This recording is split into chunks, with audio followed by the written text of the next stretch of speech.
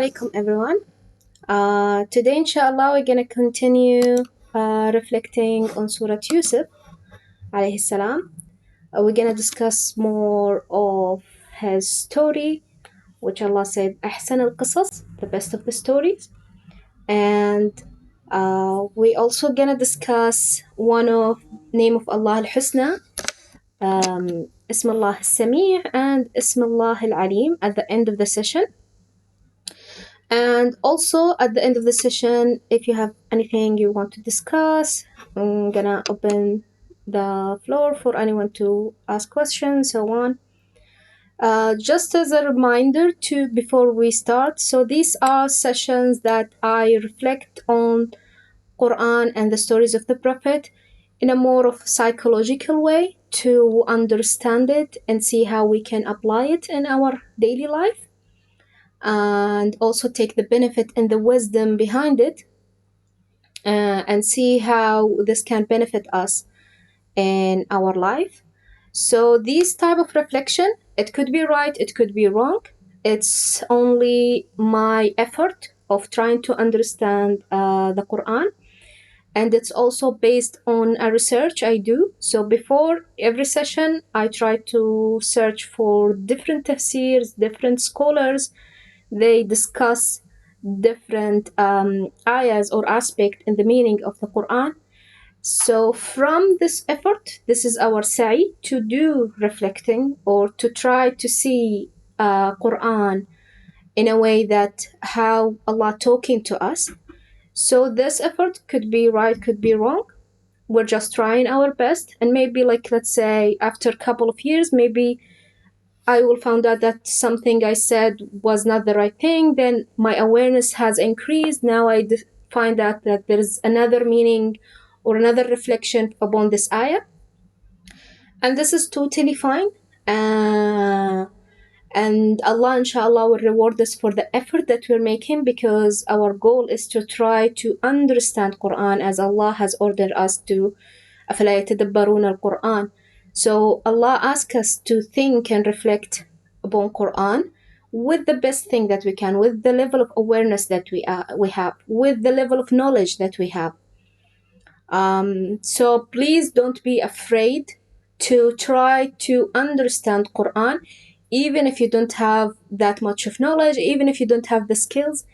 The effort that you're making is definitely gonna be rewarded by Allah subhanahu wa ta'ala. So it's I just wanted to mention this because it's something I went through before, which is feeling that only a sheikh or only mufti or only someone who is like have been researching Quran for many years is the only one who's allowed to speak about Quran or to reflect on Quran, which is totally wrong. Any one of us can reflect and think and search for the meaning of Quran, because Quran has been sent to everyone, and we're gonna be accountable that why you didn't search, why you didn't look into Quran, why Allah sent it to us. We're gonna be accountable in the day al-Akhirah, in our judgment day, why we didn't do the effort and we just rely on other people to give us their understanding of Quran. So every one of us is accountable. Every one of us is in charge to search and look and understand Quran. Okay, so we're gonna continue from ayah number 30. And this is gonna be very interesting. Now, this is another chapter that we're gonna start in the story of Surat Yusuf alayhi salam. So we discussed last week how the story went out from Imra'at al-Aziz, how she tried to seduce Yusuf alayhi salam, but he rejected this fitna, and he decided that he wouldn't obey for this fitna. And then she threatened him that he might go to prison because of that. And then what happened is, in ayah number 30, Allah subhanahu wa ta'ala said, Bismillah ar-Rahman ar-Rahim, وَقَالَ نِسْوَةٌ فِي الْمَدِينَةِ امْرَأَةُ الْعَزِيزِ تُرَاوِدُ فَتَاهَا عَنْ نَفْسِهِ. So there was a group of women in the city. They start to gossip about the wife of Al-Aziz, the wife of the guy who where Yusuf alayhi salam were living. And they start to say that she's trying to seduce her slave, or the boy that's working under her in her house. So they're trying to talk about it as demurring, like some way, like downgrading, like how come the wife of someone very important in the city is got is trying to seduce someone not his level, her level, like he's someone who's working at her, working under her. So how come she would be fantasizing this boy? And they said like fataha means like a boy, not an like a young boy, not an adult one. So they trying to see or talk about saying like mocking, or like they're trying to say how come like she's doing this type of act. It's so downgrading for her as her status. So, and here there's some of the saying. They said that originally no one knows about the accident or the event that happened, but the wife of Al-Aziz actually told one of her servant, one of her women that they used to serve her, and she's like telling them just as a secret or something. But this woman went out and tell other women. Then the news went out all of the city. And here we see this kind of gossiping, this kind of ghiba, and how much it has a big effect on someone's reputation. So even if someone did something wrong or did a sin, we always Quran and Islam in general trying not to like even if someone did something wrong, you should not try to spread the news to other people. You should try to cover up for him so it will not happen to you, because this is what Quran is trying to teach us, or Islam in general. Like do something, or do something that you would love to yourself as you would love to your brother. So you should not do something that you would hate some people do to you. So it's better to treat others as you would like to be treated. And this is very important. And the consequences of al-ghiba or gossiping is very bad. It does not only reflect on the person who they're talking about, but it reflects on you. Ghiba is considered one of the kaba'ir. Kaba'ir, that means it's like a very big sin. You need to do tawbah, you need to do istighfar, and you need to repent and ask forgiveness from this person. So some of mashayikh or some of the mufti, they said it might be difficult to ask for forgiveness from this person, so it would be better to just to repent out of this ghiba or gossiping. You can do, let's say, good deeds and intention to give it to this person. Like, for example, spend a charity or do sadaqah or something with the intention that this ajr will go to this person that I gossip. Or do dua for him, do any good deeds, trying to compensate, and after you repent from this gossip. So it's really a big deal, and unfortunately, like it's very common in our group as women. Like we like gossip, we like this kind of stories, we like to connect with each other. Like lots of females gather together just to these kind of stories, whether it's about us, whether it's about someone else. It's important for us to feel connected to each other. But it's important to not go into this fitna and not into be aware of the things that we are talking about. Is it gossiping? Is it ghiba? Is it about someone who is not there between us? Is it about someone who did something wrong? So, and this is very important about the circle or the community you put yourself in. the kind of a friend you choose to be with. Sometimes you might feel, okay, I don't want to do gossiping, I don't want to do ghiba, I don't want to say anything bad about someone else. But whenever I'm with this group of a friend, I find myself speaking about this person or about these people badly and doing ghiba and namima.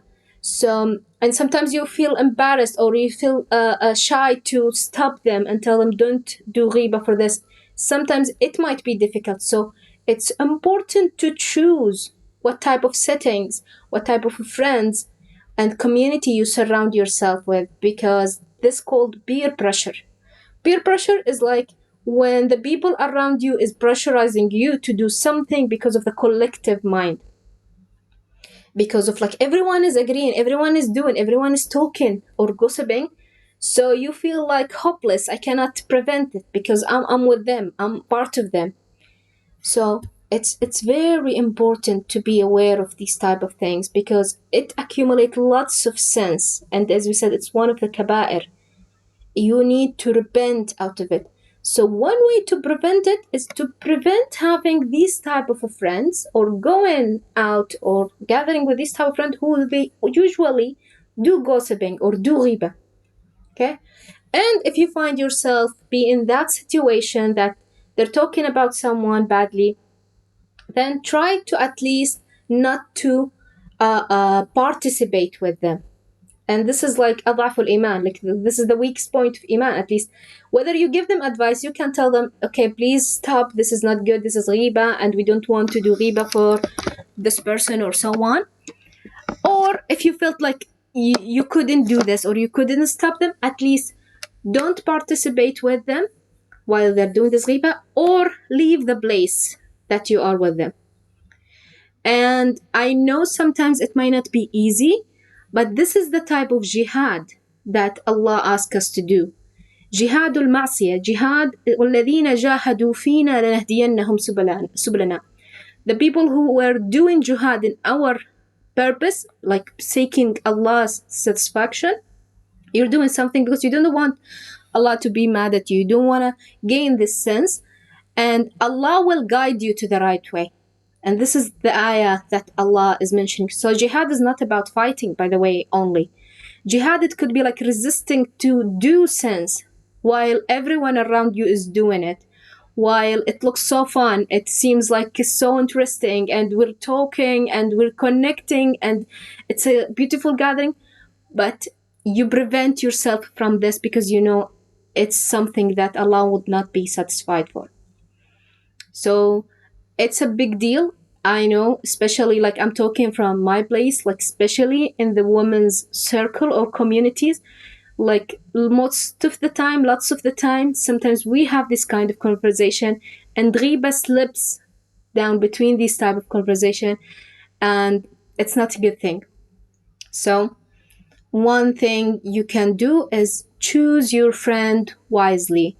Choose your circle wisely. Know who are the person that you would like to be surrounded with, who are the people that would help you to get closer to Jannah, to get closer to heaven, to get closer to Allah, more than getting closer to hell or getting more sense and so on.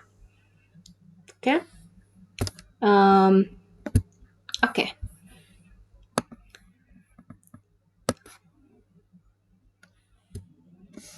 تراود فتاها عن نفسه. Okay? Then قد شغفها حبا. So he took her heart, or she loved him so much. شغفها is like an extreme degree of love in Arabic. شغفها, الشغف, it's like the passion, you know? She got passionate, loving him so deeply. Okay? إنا لنراها في ضلال مبين. Then here comes the judgment. They start to say, we see her that she's truly mistaken, or she is in a very dark place, or she's like doing very bad thing. ضلال مبين. And here comes this judgment. Like even if someone did something wrong, that should not give you the right to judge that they are a bad person. They did a bad act. but they are not a bad person. Okay, and this is very important, by the way. Like judgment, Allah said in Quran, "In al-hukmu illa lillah." So judgment, hukum is judgment in Arabic. So Allah is the only one who can judge whether this al-Muslimun, al-Salihun, al-Qanitun, this the bad people, the good people, or so on. So we as a human, we don't have the right to judge anything or judge any person. Okay?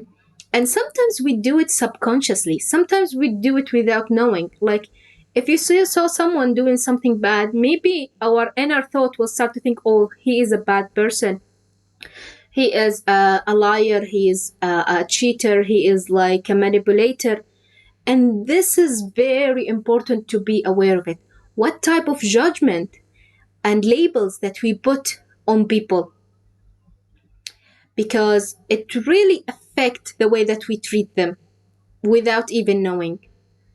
And it's definitely not a good thing. We should not judge people in general, because it sometimes blind us. It sometimes put obstacles or walls in front of us because of this act. So every person Allah has created has a pure soul, because it's from Allah. Allah is the one who created. Every one of us is good. This is my theory, to be honest. But lots of people do evil acts. So your acts is different than who you really are. Okay? Maybe at that time you did this act because of certain circumstances happened to your life. Maybe because you were angry. Maybe because you were away from Allah. It's okay. This is an act, but it should not identify you as a person. If someone did something bad to you, okay, you should not say, okay, he is bad. He's totally bad. All his life, all his being, he is a total bad person. No, he did one bad act. Okay, it's very, very important to be aware of this one. And this is something we work on in coaching sessions, like in healing the trauma that we go through. Sometimes if we have this kind of trauma or abuse we had in a childhood, or someone, let's say your boss at your job or so on, and he says something bad or he treats you in a bad way, let's say your mother, your father, or so on, that does not mean they are a totally bad person. They did a bad act. And when we separate between these two concepts, it would be very easier for us to forgive and let go of this type of hater that we're gonna create, because we put this type of labels, we put this type of judgment on them because of the situation. And this is very deep stuff, but this is one of the techniques that we use in a healing certain trauma or forgiving a person, because some people said, I cannot forgive this person. He did horrible things. He is a horrible person. Then we start to analyze, okay, what did exactly he do? Okay, but does he really a bad person originally? No, but maybe he had years in his life that reflect a bad or a difficult situation. He made him do this bad act or bad behavior or this trauma to you, let's say. But that does not mean that generalizing that he is totally a bad person. Okay, because again, and this is something it's something from my thoughts, from my reflection, is Allah will never create something bad. Like when you treat people good, or you start to love people, or try to see them in the eye of that they are the creation of Allah. And if you love Allah, you will love what He creates. You will love everything He made. Even if they lost their ways, the creature, the people lost their ways, even they did something wrong, but they are the creation of Allah subhanahu wa ta'ala. So, and this is something very important to keep in mind. Like, you would never hurt someone. You would never cause something bad to someone if you know that who created him is someone very dear to you as Allah. And here is where I emphasize on the importance to worship Allah out of love, to love Allah, and then all your relationship on earth with people will be fixed.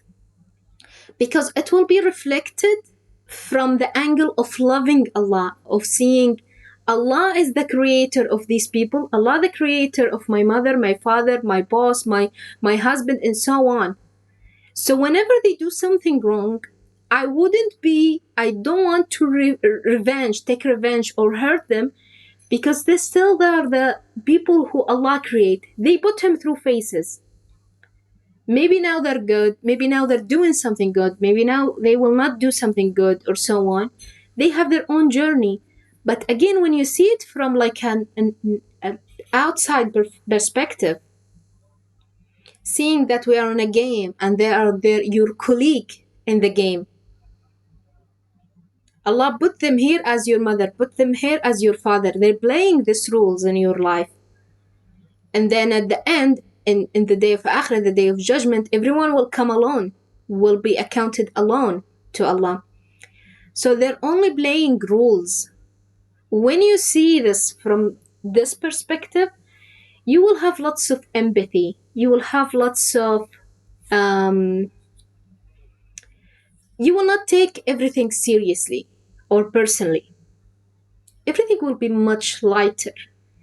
Everything will be much wiser. Your decision will be much wiser because you can see it from outside perspective. Okay, we went too deep in this one, but it's okay. But next, then Allah said, فَلَمَّا سَمِعَتْ بِمَكْرِهِنْ أَرْسَلَتْ إِلَيْهِنْ وَاعْتَدَّتْ لَهُنَّ مُتَّكِئًا. Okay? When she heard about their gossips, okay, she definitely, now when I think about it, she definitely was upset. Because when people start to talk about you and you have a certain status in the city, and then you feel like, oh, it's not good, your ego will start to feel broken, you know? So she said, what she did, she invited them. أرسلت إليهن. She sent to them an invitation. Okay? And it could be like one by one or a group invitation, but it was an intentional invitation. وَاعْتَدَّتْ لَهُنَّ مُتَّكِئًا. And she prepared for them a place to sit. مُتَّكِئًا is like a place that you can relax and sit comfortably. So she is like, it's like she planned it, you know? She planned, there is something she's planning for them. Okay? But وآتت كل واحدة منهن سكينة. And she gives every one of them a knife. Okay? Again, there is a plan. There is a revenge that's coming out of anger because of their gossiping. And this is one of the consequences of gossiping, because it will make people fight. It will make people hate each other. It will make people very angry out of each other. Then وقالت اخرج عليهن. And she said for Yusuf to come out. So some of the saying, they said like she asked for another servant that she will send a sign for him, and when she do the sign or say this word, then Yusuf will come up. He will send Yusuf to serve something. So Yusuf did not know anything about it. فلما رأينه أكبرنه وقطعن أيديهن وقلن حاش لله ما هذا بشرا إن هذا إلا ملك كريم. So when they saw him, أكبرنه, that they saw him as a very big thing. They were mesmerized, let's say. They didn't expect that he would be that much handsome And as we mentioned, like Yusuf alayhi salam, there is, I think, a hadith that is mentioning that he took the beauty of half of the people on earth. So he was very, very handsome. And this is something maybe people would see it as a good thing, but it could be also a fitna, a test for you from Allah. And this is what we're saying, that part of his life, part of his story was the fitna of the beauty that he has and what type of things that he went through because of that. So sometimes you might have positive traits, you might have good things, but you will be tested with it. Whether you go to your lust and your shahwa and your fitna, follow it, or you will seek Allah guidance and not follow this fitna. And when you think about it, like his beauty might lead him to go to prison because he refused to accept fitna or so on. So it's something to think about, that not everything that shine, not everything that we see as positive could be a good thing. So you see lots of people who are rich or they have like lots of money, but this money might cause them to go to do fitna or drinks or having lots of bad stuff. So not every good thing in life that we think it's like it's a good one, it's a good thing to have, could be could play a good role in your story. So be careful for what you wish for, and be careful for what you do dua for, and just ask Allah to prevent you from this fitna. And all our life is full of tests, so you need to be careful what type of test you go through, what type of difficulties, that it will make you stronger if you pass these type of tests out of the things that Allah has given to you. Okay. And because of they were so amazed, they were so shocked of his beauty, they cut their hand.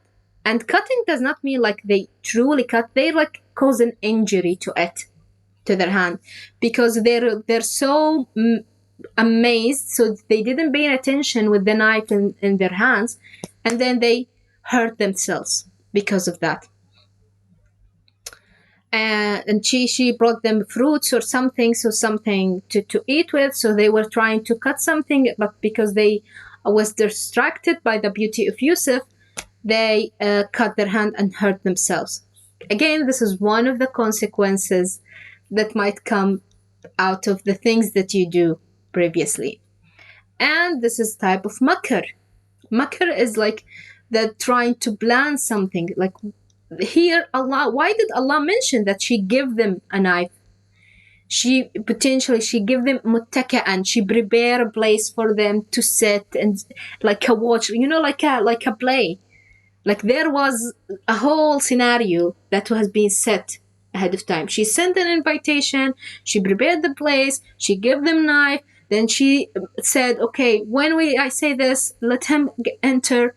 So there was lots of makr, or lots of planning in a bad way to do something for them. And this is type of revenge, again, as we said, because she felt angry that they were trying to gossip about her.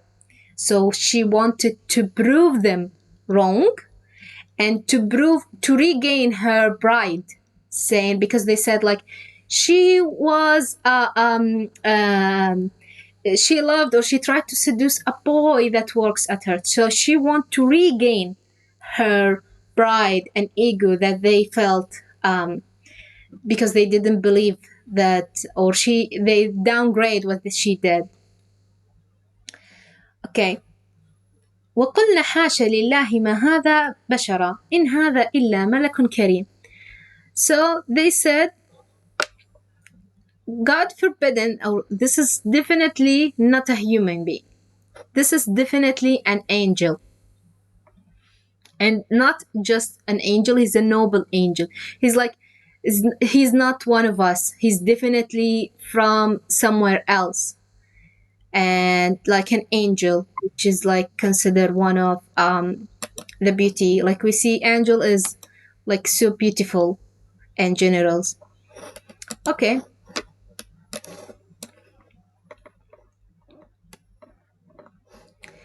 قالت فذلكن الذي لمتنني فيه. So then she said, this is the one that you blamed me with or criticized me with. See the one that she's trying to justify what she did. And this is subhanallah, one of what shaitan do to you. It will give you excuses. It will try to make your sin so lightly or justified. So she did something wrong. She tried to seduce him and she did fitna. But again, she tried to give excuses for this fitna. It's like, he's so beautiful, he's so handsome. How come I wouldn't seduce him? See? And she brought the women to prove that to them. And astaghfirullah, like this is how shaitan trying to manipulate people, how to try to do waswasa, and the things that you do is so slightly, you're totally valid, it's totally excused, it's totally justified. And this is very important to pay attention of it, to do isti'adha, to not go and اتباع خطوات الشيطان. This is the steps, following the steps of shaitan. See how shaitan makes everything easy for you to believe is that it's not a big deal. I did this one. It's not a big deal. Or even in the beginning of the story, you remember when the brothers of Yusuf alayhi salam, they said, okay, we'll do this, then we will repent to Allah, we'll do tawbah. See, this is another way of what shaitan make you believe, to let you do more and more and feel good about yourself after you do this sins.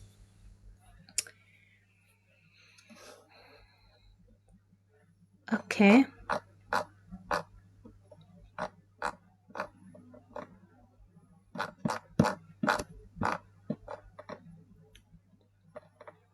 Yeah. Then she said, وَلَقَدْ رَاوَدْتُهُ عَنْ نَفْسِهِ فَاسْتَعْصَمَ. And I tried to seduce him about himself. فَاسْتَعْصَمَ. Okay. فَاسْتَعْصَمَ means what? استعصم means the extreme level of isma. Okay, isma is what? Like seeking guidance from Allah. Yeah, here. So, and this is subhanallah, again, like the innocent, or proving that he is innocent, has come here. Like she said it. Like even she didn't need to. She could say like, okay, I tried, but she didn't need to say what is his feedback, or what did he do. But here Allah is trying to prove, and she was right. Like she is trying to give rights to Yusuf alayhi salam. Is like, I tried, but he didn't do it. He refused it. And this is very brave to say this.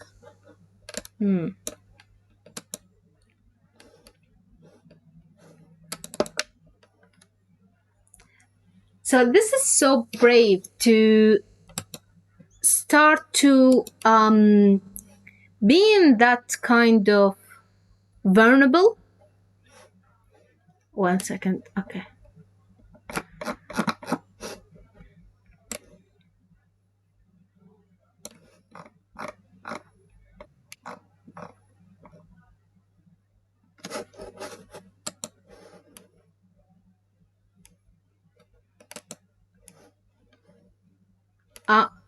Can you hear me now?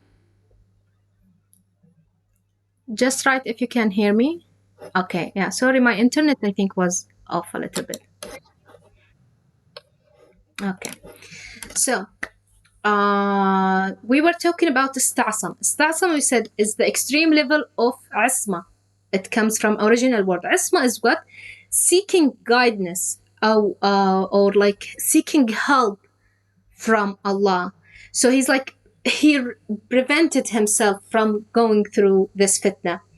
And as we said, like, this is a good part that امرأة العزيز, the wife of Al-Aziz, she admitted that he didn't surrender. He didn't did what she asked him to do. And this is a very strong point. Like it's like a rejection. Like, she reject him. I think my internet went down again. Can you hear me? Can you write in the chat if you hear me?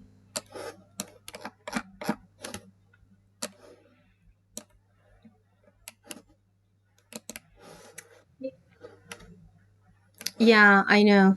Okay. Let me try to do something. Okay.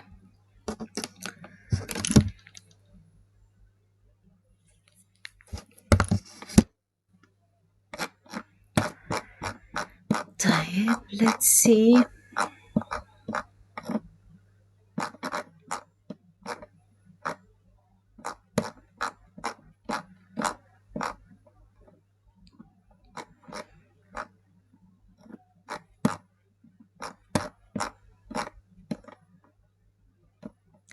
Okay.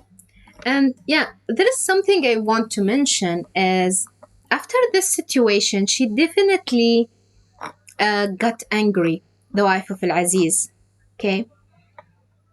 And she wanted to have a revenge because it's her pride. Like, when, especially for us as women, when you became so vulnerable, or when you be so upfront with your emotion, or you feel like you ask for something and you face a rejection, it's like it will hurt your pride.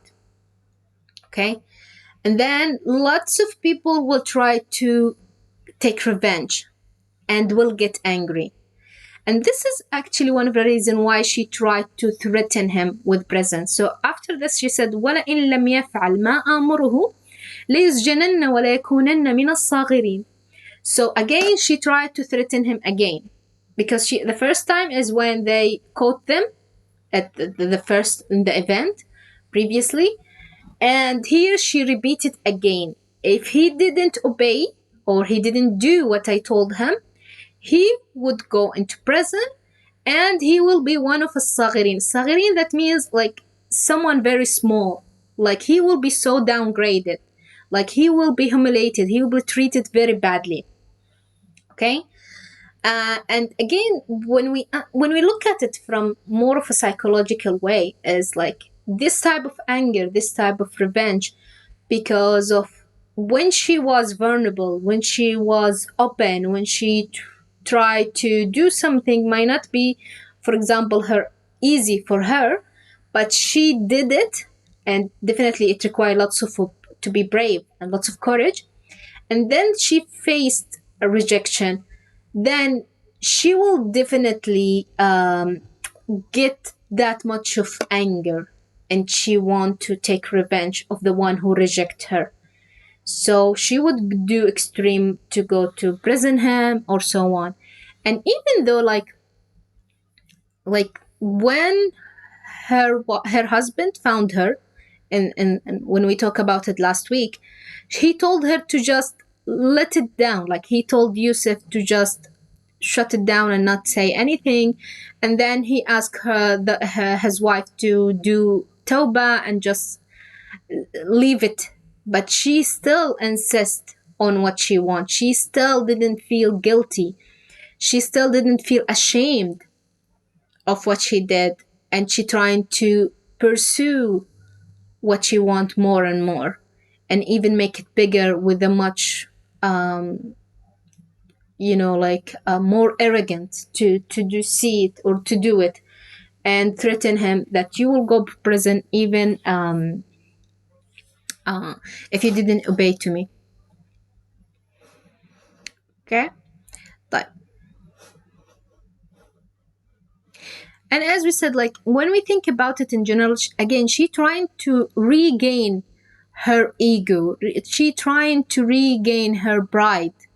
Like, she brought them to try to prove to them that it was justified of whatever she did, even if it's wrong, even if it's bad, even if it does not suit her, let's say, as the wife of Al-Aziz, as the wife of something very prestigious, and even though like she tried to prove him. And when we think about it, is like she was like a woman who was like in a very high status, like a very wealthy, very well known, and so on. Why did she care that much about the opinion of the other women in the city? And see the things that you do to try to get people or please people of whatever things that you have done. And this is something, if we want to see how we can reflect it in our life, sometimes we do lots of bad things just to prove to people something about us, to get people like us more or agree with us on a certain opinion or so on. And there's, I think, one ayah, by the meaning of it, says, وَلَن تَرْضَى عَنْكَ الْيَهُودُ وَلَا النَّصَارَى حَتَّى تَتَّبِعَ مِلَّتَهُمْ قُلْ إِنَّ هُدَى اللَّهِ هُوَ الْهُدَى. And it says like, neither the Jewish or the Christian will agree on you, will be satisfied on you until you follow their leads. And the true leads, it's the true huda, is huda Allah. And when I think about it from other perspective, is that you wouldn't be able to get the agreement of all people. You won't be liked by all the people around you. And this is normal. None of the prophets, this happened to them. None of the prophets, everyone liked them. Even the prophets, they have people who fight them, hate them, hurt them, and so on. So this is the norms. So the more you seek the agreement or pleasing people to feel they feel satisfied on you, or you feel like, oh, now people will be good, we'll be gonna be in a good terms, or we are on the same page or same opinion, or people feel good about me or like me, it's like an impossible mission. You would never have that, because even the prophets didn't have that. So it's very important to see where is our intention. The only important you need to please is Allah subhanahu wa ta'ala.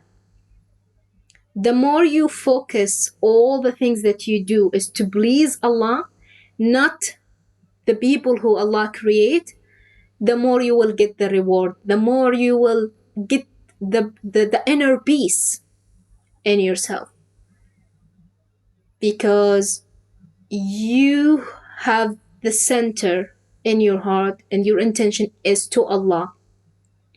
Because if you try to please people, like maybe you will be able to please this certain type of people, your family, for example, but then if you please them, you will find maybe your friend will not be pleased, or your partner will not be pleased, or the opposite. So you will always have someone that he's not agreeing with you on something, or he's not pleased with whatever you do. So focus on Allah only, having the intention and centering Allah in your life, that He is the only one that matter for me to please, and try not to do something that He would be not unsatisfied on me. So it's very important point to have this type of awareness. Who am I trying to please currently? Who am I trying to so hard to get this agreement, to feel good about myself? This person agree or feel happy about me, I will feel happy. If this person is pleased of whatever I do, then I will feel pleased and peaceful. It's so exhausting. It's so tiring, and it will never work. Believe me, it will never. You will never succeed in this mission. because you combined something or a person with Allah, who is the most important someone who you need to please.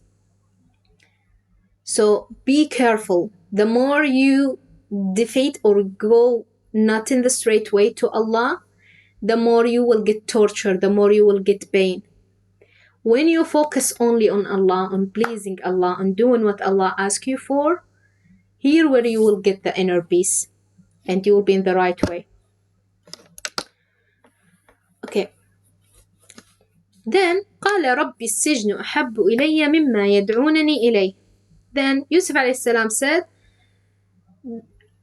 Allah, oh my Lord, Allah, I would rather go to jail, go to prison, than what they ask me to do. Okay? And here is something interesting, is like they always say when you are asked to choose between two bad choose or like you need to choose something between both of them is bad, like going to fitna or going to Sijin, try the lighter one or the one that doesn't have that big consequences. So he would love to go to prison than to disobey Allah and go with them with the fitna. Okay? And another thing is we talk about a lot, I think even we talk about maybe last week or the previous week, is about be careful of the things that you say. Okay? So here, he could just say that I will not do it. And I will just seek guidance from Allah. Allah will help me and I will not do it. But he said, like, I would love to go to prison rather than this. So be careful of what you wish for. Even if it's like only a sentence, even if it's like only a phrase that you're using. So some people, I will tell you,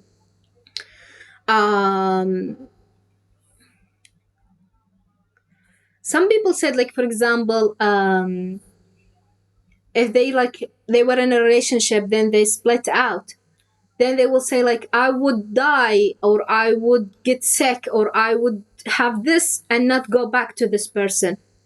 And then subhanallah, whatever they said, it happens to them. Maybe they will get sick, maybe they will die, or maybe they will get married to whatever they said.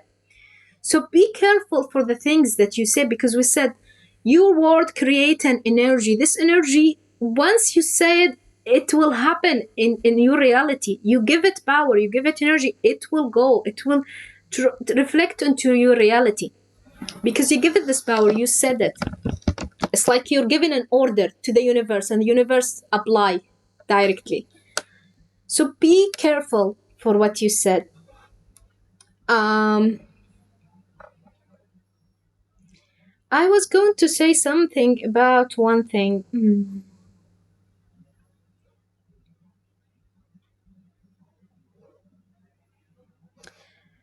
I think maybe it's related to this one. Like when someone split, even in relationships, like this one, we can reflect it also in lots of relationships.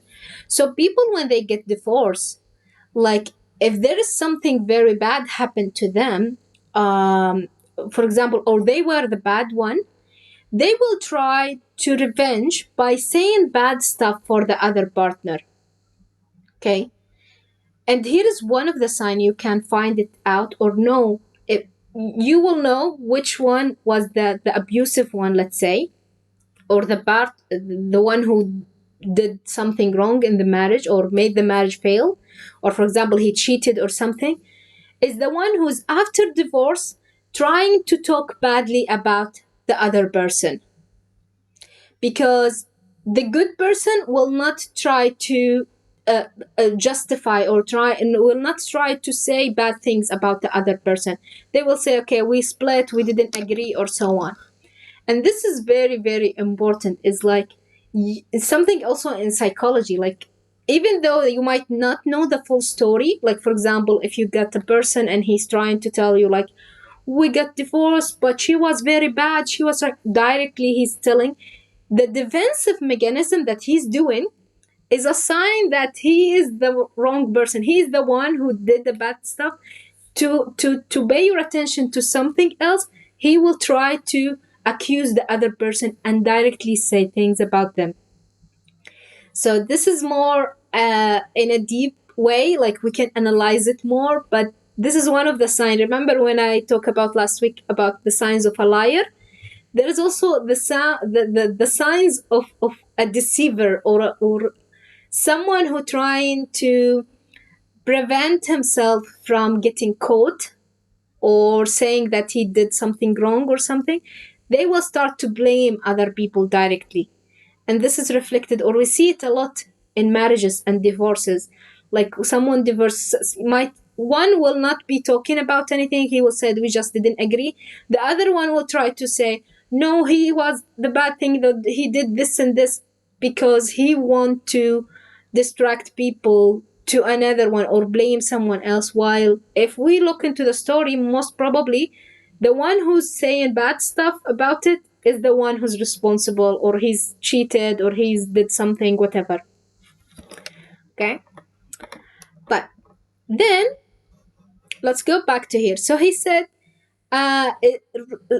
going to jail, I would love to go to jail rather than what they called me or what they are asking me to do. And notice here, يدعونني. يدعونني is a plural, not a singular. So it's not only the wife of Al-Aziz who is asking him to do or trying to seduce him. So lots of other scholars, when I search this one, they have two opinions. They said either the group of women, they start to tell him or try to convince him to obey for the wife of Al-Aziz, or maybe he start to think that if he accepted what she said or what she ordered him, then the other women will start to ask for the same thing. Because he's saying, يدعونني, all of them are asking me, you know? Like the group of them, they're asking me. It's not only one. So he was afraid it's gonna be like a consequences, like it's gonna be it's gonna be like a multiple one, not only the wife of Al-Aziz. وإلا تصرف عني كيدهن أصب إليهن وأكن من الجاهلين. And if you didn't turn them, whatever they're doing from kaid, whatever they're doing from bad planning, for me, أصب إليهن. Okay? That I will follow their lead. I will do whatever they do. And this is the beauty of Arabic language. I'm gonna explain to you what does asbu. Asbu is like falling down, you know, like asbu, or like going to do it or doing something. At the same time, asbu is coming from sabi. Sabi means a young boy. Okay, so it's like I'm gonna act like a young boy. I'm gonna act unmaturely. I'm gonna act with like a boy who doesn't have the knowledge, you know? So this is the beauty of Arabic. Asbu ilayhin is like I'm gonna be like a little boy who doesn't know anything and fall down into the trap. وأكن من الجاهلين, and I will be one of the ignorant or the ignorant. So I will not be in general like taking a good decision. Again, this is where we see that Yusuf is trying to seek guidance from Allah. In the difficult time, always he's connected to Allah. He's directly speaking to Allah. He's articulating his emotion. He's articulating his speaking that I'm afraid they're doing this one, but I'm afraid if you didn't try to distract him of it, whatever they try me to ask, he's like having this conversation because he have a strong connection with Allah. And this is very beautiful because directly Allah will give you the answer. Directly Allah is giving you the things that you needed because you always have this connection with him. فاستجاب له ربه. Allah has answered him. Okay. فصرف عنه كيدهن. He avoid whatever they're trying to do of kaid, whatever they're trying to do of planning, away from him. إنه هو السميع العليم. Okay, so he is the Sami', all hearing and all knowing. Okay, and this is, we come to the name of Allah, Sami' al-Alim. And I notice in many ayahs, it's related to istijabat al-du'a. Like, notice the ayah that Allah doing istijaba, answering the dua of prophets, and see what kind of, or what ism, what the name of Allah al-Husna He's using at the end of the ayah, and try to use it in your dua. I think probably this is one of the names that it will help you to get answered more. So here, فَاسْتَجَابَ لَهُ رَبُّهُ, it's like connected with the name of Sami' al-Alim. Okay, why Allah mentioned Sami' al-Alim? The all hearing, that Allah heard him. Allah have heard him. Allah is more knowledgeable of whatever is going on inside of him, inside of his thought, whatever is going on inside of the mind of the moments, whatever is going on, He knows everything. It's like a more of assurance, like Allah is knowing everything. Don't worry about it. Allah is all covering all aspects. He's aware of all of it, and He hear it all. He hear it all of it. So, as we mentioned, like Allah asks us to use Asma'ullah al-Husna, Lillahi al-Asma'ul al-Husna fad'uuhu biha. Allah asks us to do dua with His name. So Sami' al-Alim is one of the important names that help you to pray with. And okay, how we do tasbih in it. And this is what we are trying to discuss now. So Sami', as we said, all of the name of Allah, Allah has put in part of it in us. So we can hear. Allah is the all hearing. We can also hear because Allah give us from نفخ فينا الروح. Okay? Then, but how can I use it? By noticing the things that I can hear in my daily life. Let's say, for example, you heard the voice of birds sing. You heard the sound of music like piano or something, and you saw it very beautifully. You do tasbih and shukr with Ismullah al-Sami'. You connect this one with being grateful for the blessing that Allah al-Sami' has given you. Okay? This is one of the ways. Okay? One of the other ways, if you hear something, if you hear a knowledge, if you hear an information, if you anything, like for example, if you are like sitting in a peaceful place and then or like relaxed place, and then you heard something very loud, you will start to run, you will start to avoid, you will think maybe there's something wrong or so on.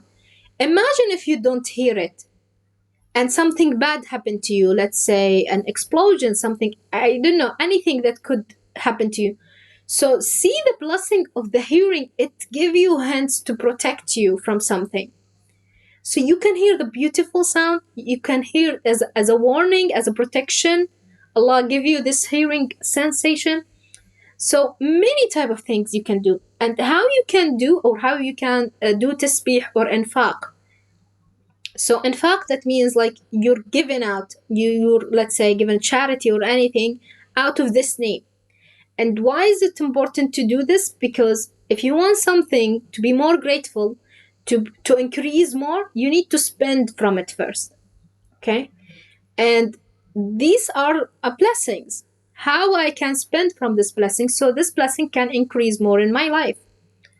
So Ismullah al-Sami', from my thoughts and my thinking, you can try to create, I don't know, like a piano, like a nice music, something people will feel happy out of it when they hear it.